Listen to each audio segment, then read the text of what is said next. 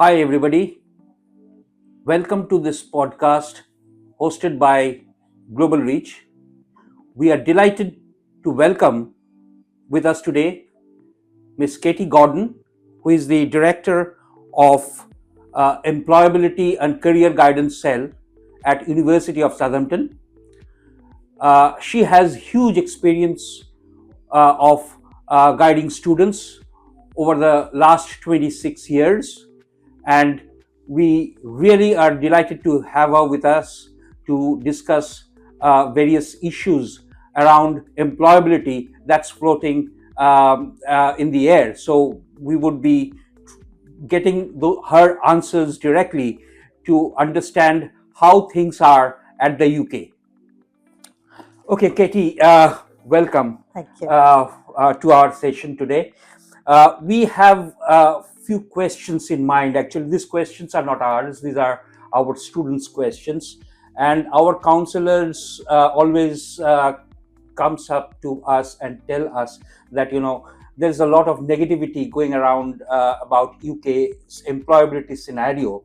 So I just wanted to understand, all students who are considering the UK for higher studies are apprehensive of job market, and to top it up with a lower uh, graduate immigration route of 18 months. Mm-hmm. So will an 18-month graduate route be enough to secure a skilled job and sponsorship in the UK? What do your opinion? I think students have to think about it in two stages, or three maybe. One is you spend your time studying and you gain the experience where you can, part-time work, internships, volunteering, while you're studying with us. The next thing is apply for the 18-month visa, and again concentrate on short-term contracts or graduate internships, because actually what employers want is to, if they're going to commit to sponsorship, they really want to see and get a feel of you first. So the second stage is doing that, and then the third stage is then aiming to see if you can get onto skilled work longer. But what you must do is build up your experience first. I think the other thing is always to think in terms of a global approach. So you may aspire to work on skilled work in the UK, but you should also be able to translate your skills back into the home market in India or any third country you want to go for. So you need to always be thinking, I will be globally employable. Right. And the experience you gain in the UK will help you wherever you end up. Mm-hmm. So 18 months is enough time to get short-term contracts and build the experience, Mm-hmm. if you then want to aspire to longer term in the UK. Okay, that's great. I think that's a very positive response that you have given. Okay, now, what role do you think the university's career services and employer partnerships and alumni network play in actual job outcomes for international students? Because we always get to hear that international students don't get the job, it's the UK students who are preferred. I wouldn't say preferred. In fact, what I would say in my experience is international students are heavy users of the career service, and we welcome that. And in fact, we've just designed a whole new approach to international employability, specifically to help international students. And for India, we have an India-specific program called Career Advantage India.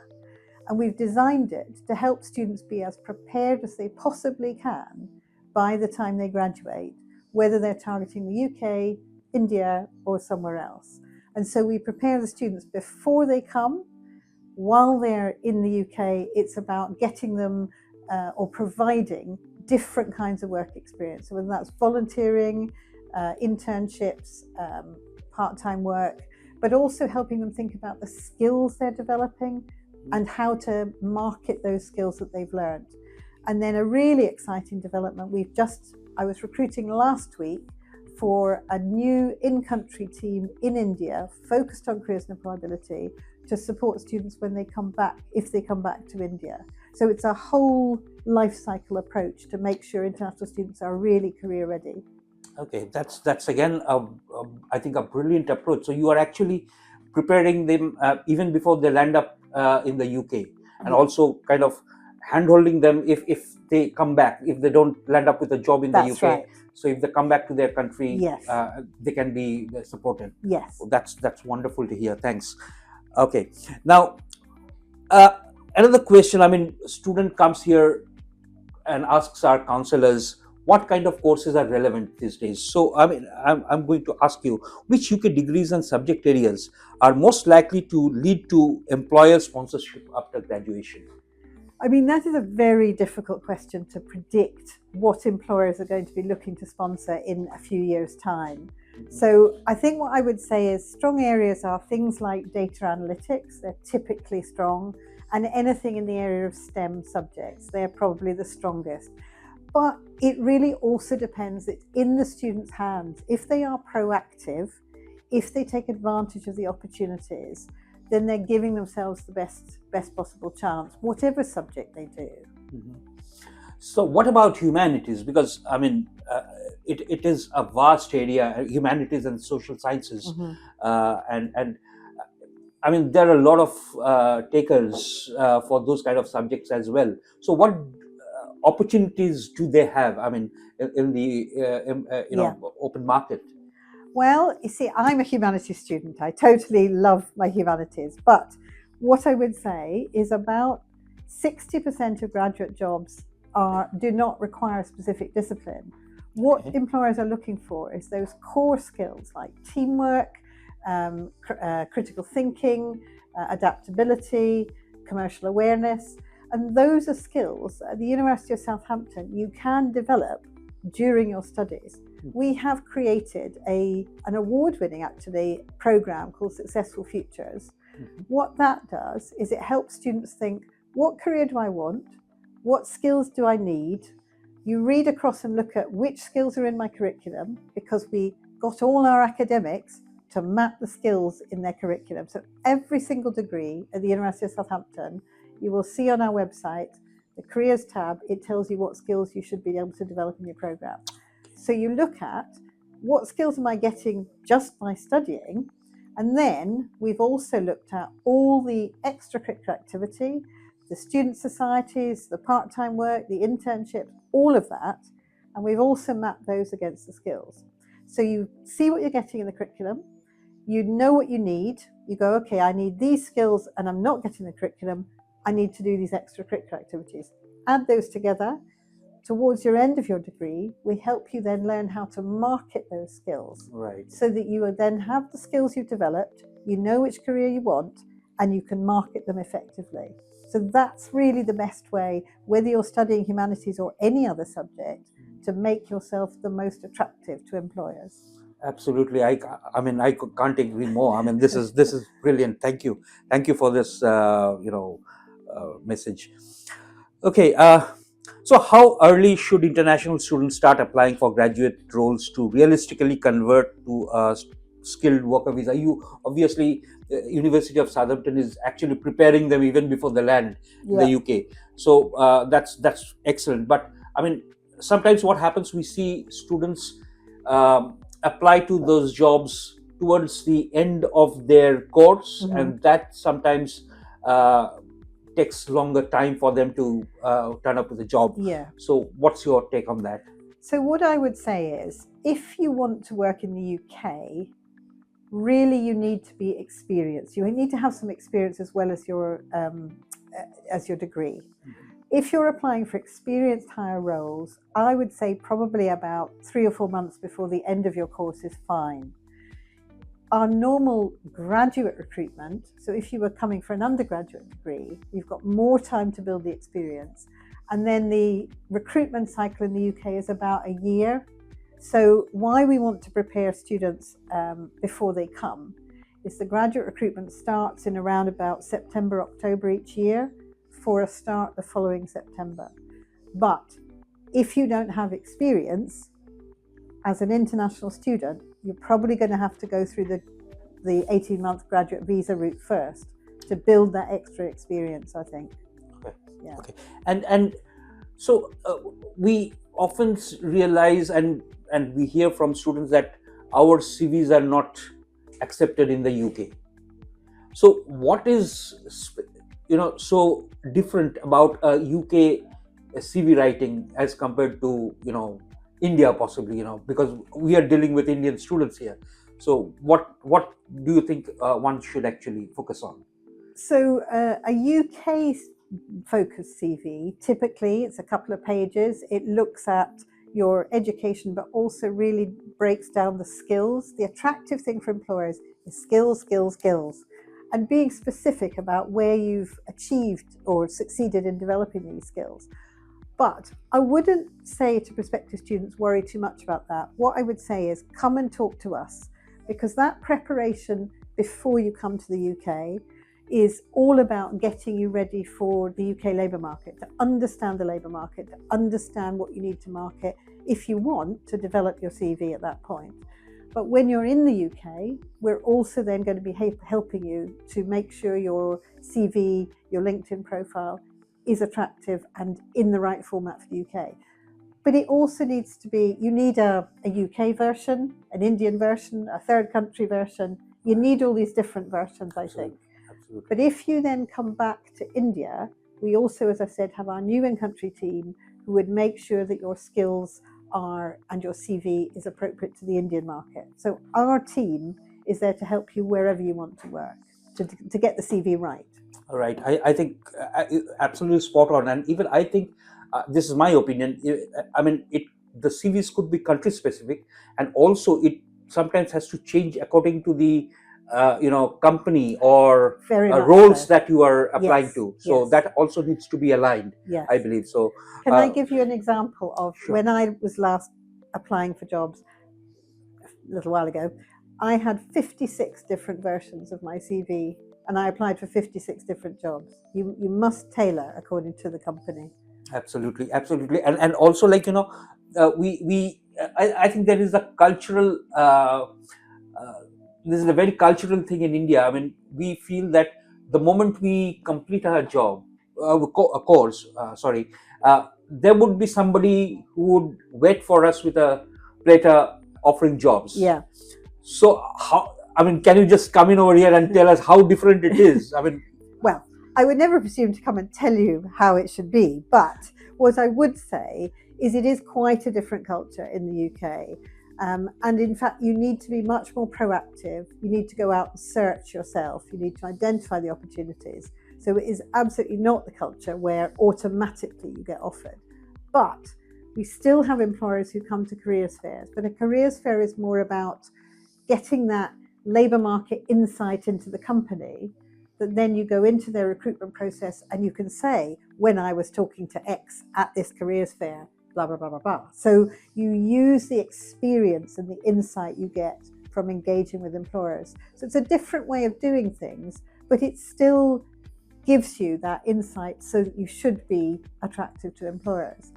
If you come back to India, though, our team are very focused on how things are done in India. So there would be, I'm not saying we lay the jobs on a plate, because we're still instilling that culture of proactivity, but we certainly would be very focused on how to mirror what's happening in the Indian labour market. all right. And I think networking is a very critical aspect of finding job in the UK, and even in India these days. Yeah. So the more you network with people who are in a position to offer jobs, maybe the professors who has a lot of links, and of course the careers cell.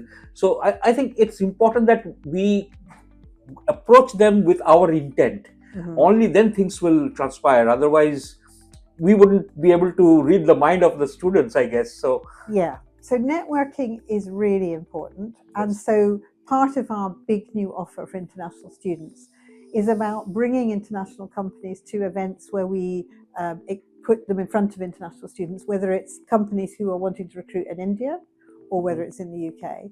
Also having mixers with alumni, so Indian alumni who will have got jobs in the UK, putting them in front of international students and having that real informal networking opportunity.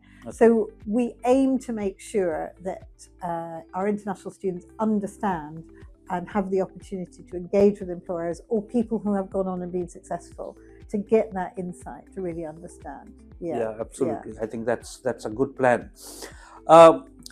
Okay, which UK employers are likely to actively hire and sponsor international students going forward? Because that's again, you know, obviously it. I understand that it will depend on how the market moves, Yeah. which areas are becomes more important globally. Yeah. But if I can have some insight from you, that would be Okay, great. so actually, I have a list of well over 100 employers who have employed international students over the last few years. Now, whether that is short-term contracts, internships, or the skilled work, that there's a range. So I'm only going to give you three, just because some of the names will not necessarily have been that your prospective students will have heard of. So I would say certainly Mercedes-Benz, JP Morgan, and Accenture are three companies where we have had our international students securing employment with.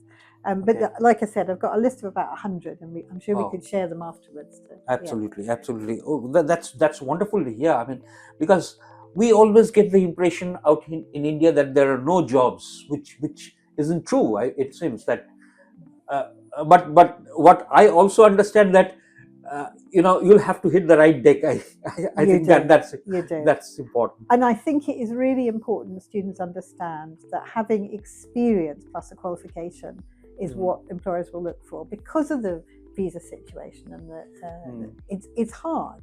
It's not easy. So you have to give yourself the best chance. Employers who are going to want to sponsor want to try before they buy. So Right. if you can get an internship with them or a short-term contract, or if you have relevant experience through, again, our new Career Advantage India offer, we have developed an opportunity to do skills-based work experience through volunteering while they're students. Mhm. But what that has is it verifies the number of hours that you do. So you get a certificate that says how many hours have you done with that particular company or organization, and digitally badged. So what skills did you develop? So you've got something you can show the employer in future that you've got specific experience. So we're doing everything we can to provide opportunities for students to gain experience while they're with us. Okay, that's nice. So you have said about the specific skills. Okay, and another interesting question that comes up. Do university rankings matter when employers look at candidates? No. Okay, that's interesting. It's as simple as that. It's not. It primarily, graduate recruiters are interested in skills, qualifications. What have you done? Can you market your experience effectively to meet their requirements? It is not the same as in other countries where the status of the institution you went to is the most important thing. Maybe 30, 40 years ago, you went to Oxford or Cambridge, you're guaranteed, but it's not like that now. Okay. I think anywhere where you study, you have real opportunities. So the simple answer was no.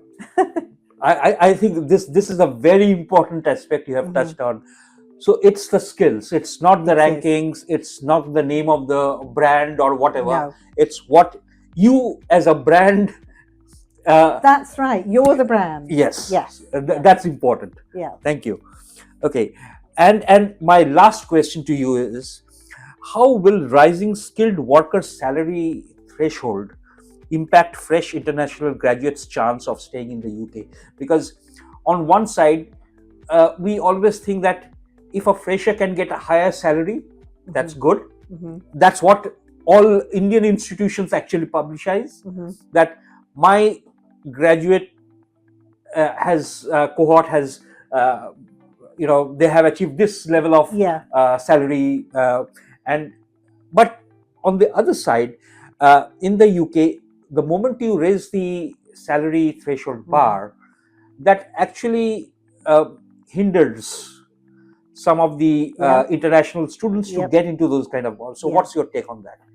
I mean, what I would say is in the UK, there's not such a focus on salary in general for graduates, because a lot of public sector work or work for the third sector is not highly paid, not particularly. But it's true, for international students, the salary threshold, there's no getting away from it. That can be a challenge. And this is why where I come back to is that experienced hire. So if you can build your experience while you're at university and in those 18 months of the post-study work visa, you're giving yourself the best chance. But there's no doubt you should think about it as, I might like to work in the UK, but I also need to be ready to translate my skills into the Indian labour market or any other third country. So you need to build yourself and think of yourself as a global brand with global reach. Thank you. I mean, that's the statement of the day. Thank you so much. I mean, my next question was about that, but you have already answered it, and you have tagged it with global reach in a brilliant way. Thank you so much. Okay, now there would be some students who wouldn't like to take up a job in the UK, but because they come from a business family background and want to have a startup of their own, which is again backed by the Indian government. Mm-hmm. So, I mean, what is there for such students in the UK? I mean, do you provide such kind of incubation support? Brilliant question. We certainly do. And in fact, the University of Southampton has been number one in the UK for knowledge exchange and enterprise for the past 4 years. Well, we became second last year, but we'll get that number one spot back. So our enterprise support for students is very, very strong. And we make a feature of that as part of Career Advantage India.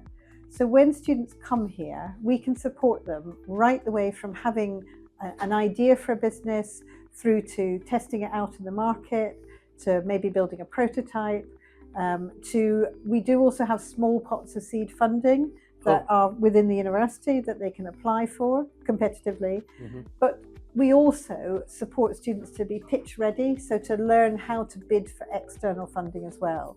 So we can take students right the way from an idea through to launch. The only thing international students must remember is they cannot start their business on a student visa. That's not allowed. So we can get them to that point. And then if they want to start a business and try that in the UK, they have to apply for the appropriate visa. If they wanted to come back to India, then what we can do is hand them on to our new international team in country in India. So it should be a seamless support. Right. We also aim to engage them with the enterprise community when they're in the UK. But we also have our global e-mentoring platform. So through that, students can access mentors. So maybe they could access an alumni mentor who is an entrepreneur. So what we aim to do is make students as ready for their business to succeed as if we were helping them to get a job. Okay, that's I think one of the best initiatives, I would say, because there are a lot of students who are looking forward to start their own startups, and particularly because they come from a business family background. Parents want them to go to the UK, get the knowledge, come back and start their own enterprises. Mm-hmm. I think this is definitely going to provide them that opportunity. Thank you so much for your insight on this as well. Really lovely to speak to you, and we are delighted to get your insights on the UK employability market. Thank you for having me. Thank you.